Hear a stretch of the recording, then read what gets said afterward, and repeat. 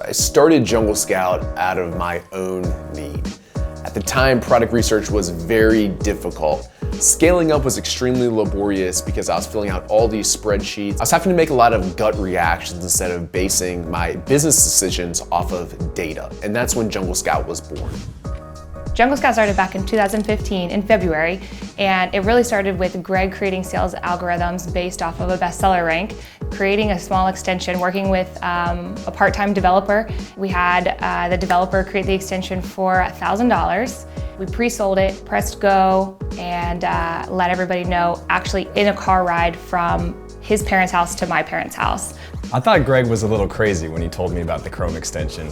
Even before it had launched, I knew that he was an Amazon seller and that he was probably going to make a mark in the software world. But the idea of building a Chrome extension from the ground up seemed a little silly to me since I knew he wasn't a software engineer by trade.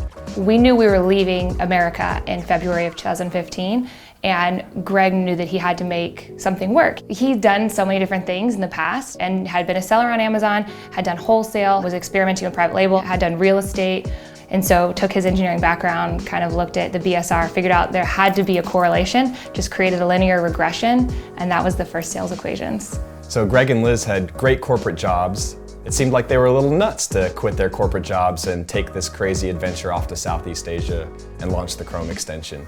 I think a lot of people doubted them. I can't say that I was one of them, but I certainly was paying close attention to see if they were going to be successful or not.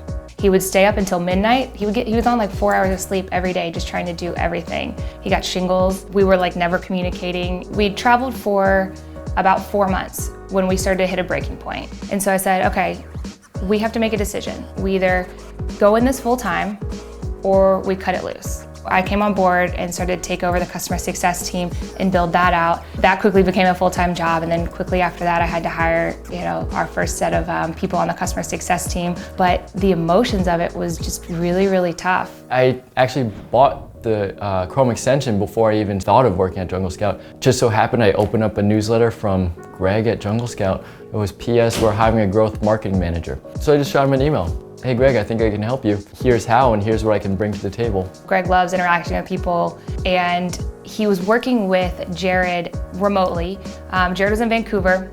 I was running a software engineering agency with two of my friends, Az and Diedrich, and we were kind of soliciting for contracts on Elance. This guy posted something about some app that gathers data and, does a bunch of stuff with Amazon information.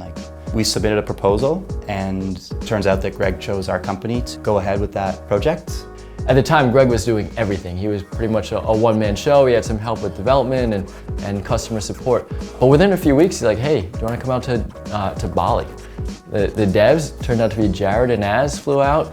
We had about 10 days, just kind of like working heads down, getting to know each other. By the end of the 10 days, we were launching the web app. It kind of just spawned this culture that we have today, and it kind of set the bar for the rest of the jungle camps. So 2 times per year, the entire company gets together in some exotic international destination.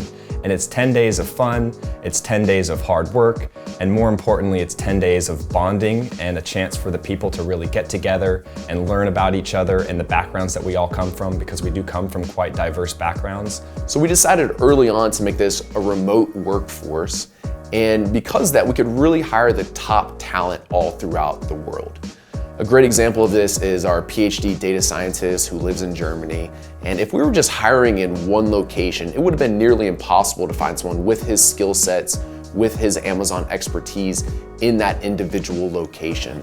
It's so exciting to see all the different ideas and the way that everybody wants to push boundaries in their own departments. I think Greg's kind of formed Jungle Scout from the beginning to be a mission-driven company.